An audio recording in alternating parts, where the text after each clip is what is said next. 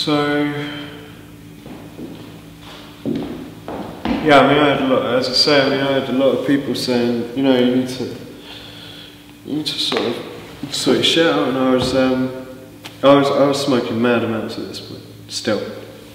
I was shotting a bit as well, and smoking all the profits, but I knew enough people, and I had the kind of lifestyle where I was running around, and, you know, I could sell an amount to support my habit.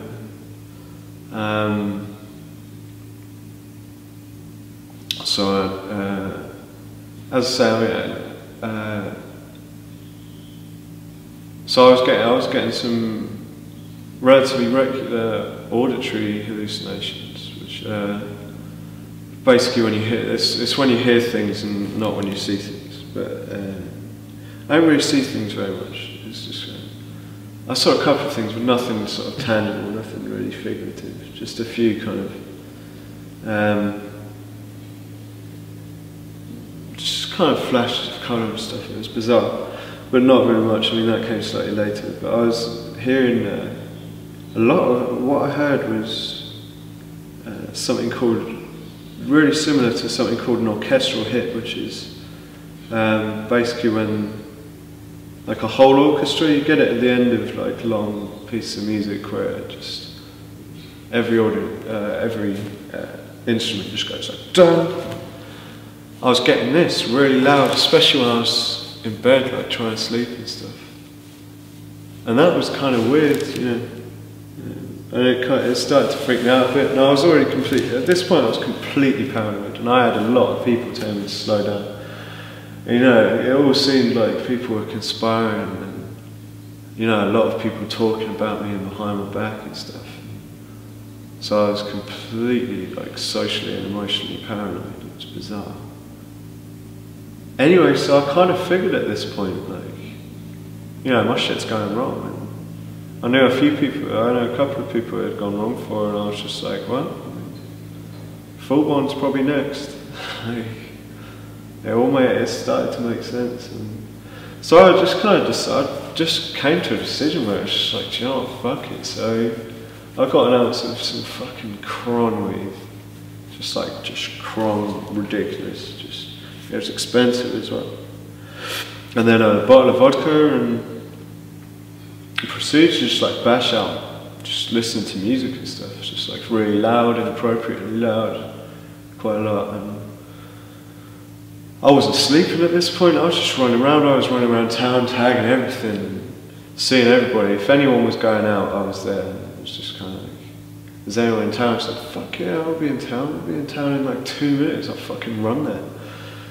And smoking weed in the centre of town. I mean, you have to walk through the centre of town with like a fucking 7-inch suit on a Saturday afternoon. You know, you get people looking at you. At this point, I had dreadlocks, so it was bait as fuck. And no one stopped me at any point. And I just kind of thought I was fucking unstoppable. I was invincible.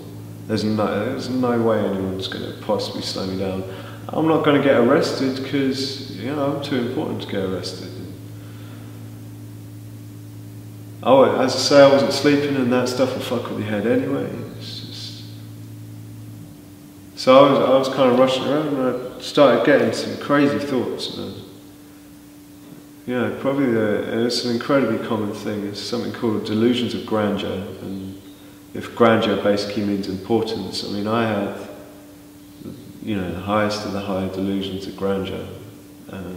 So I genuinely thought I was Jesus, and I'm not even fucking religious, but I was just like, you know, fuck, it made sense. You know, I'm the second coming, and it's down to me to bring peace to the fucking world. And at no point did I have any fucking justification for this, really.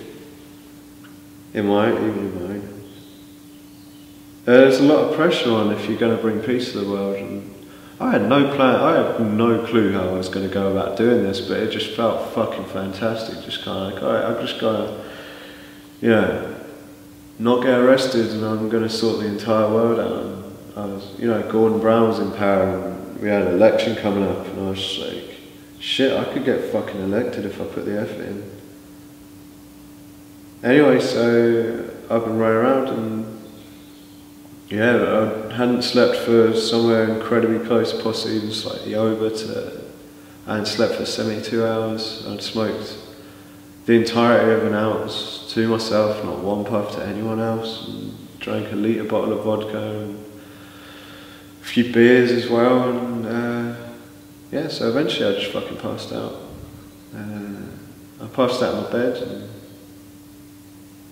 I woke up, and my best friend from school, she came down, and she was just like, you know, there's a few things going on here, you need to slow the fuck down. I'd rung my brother, just like told him everything was going to be okay, and freaked him the fuck out. And my parents were around, and I had no concept of time at this point.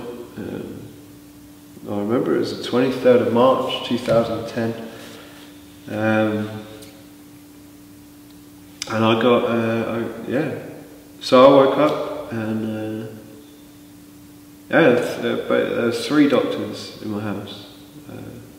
They were all psychologists, and like I properly thought I was gonna go and get 5 PhDs.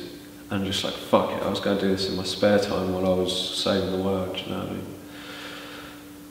And a lot of other stuff, I mean, I could go into all of my beliefs at this time, but I can't really be asked. It's just kind of, but they were all fucking nuts.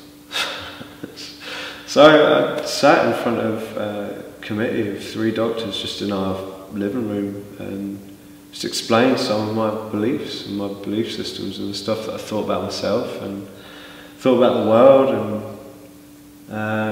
all this stuff, and so basically they came to the decision incredibly quickly that it would probably be for the best if I got sectioned to full-born. And it was an involuntary section, but because, you know, my best friend Joey was there, and, you know, my parents were there and everything, and it was just kind of like, do you know what, fuck it, if I run away now, then they're just going to fucking find me. So I was just like, do you know what, fuck it, and the ambulance, they actually put me in an ambulance, which was weird. They put me in an ambulance in case, basically it's a pretty standard procedure, and police were aware as well, just in case I kicked off, and just in case they needed to restrain me, so they had a thing in there, like a standard kind of stretcher thing, but it had restraints on it, sort of ready to go, and I was just like, oh, fuck this, there's no way I'm going to be able to get out of this, so I just sat and chilled in the back of the ambulance with Joey. Joey came with me, and I had everyone telling me to go to sleep, basically. It's like, alright, fuck it, I'll go to sleep. So I went to they dropped me off at full-born, and I was at full-born, and they gave me something called Zopiclone, which is a really, really strong sedative.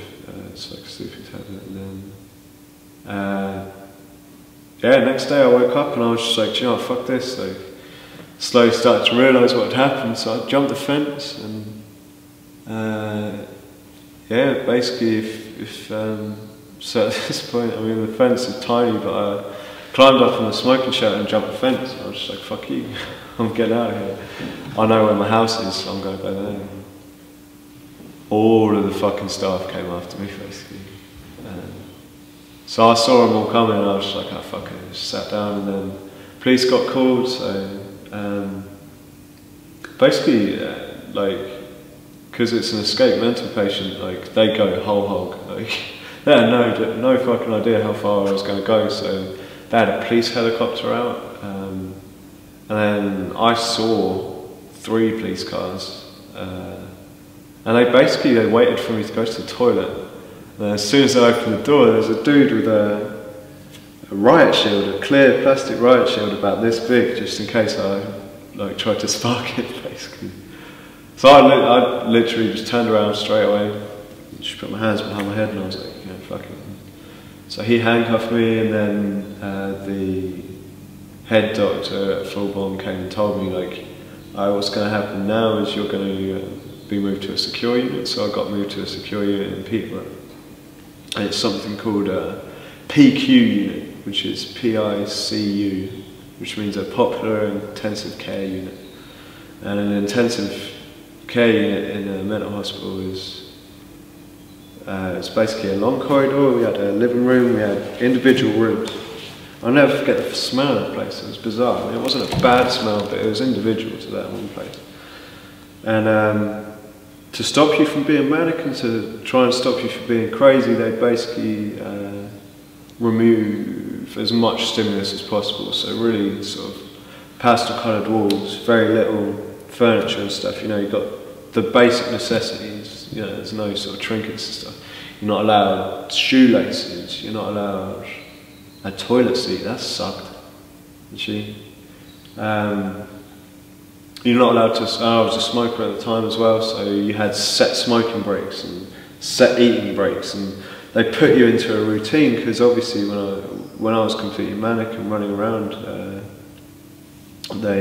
I had no routine. I had no day or night time. It was just run about. It was amazing. It was like, you know, that video of Charlie Sheen when he just loses his shit and he said he was winning and stuff. Like that was kind of the point I was at. I mean, I never did cocaine, but it was incredibly similar.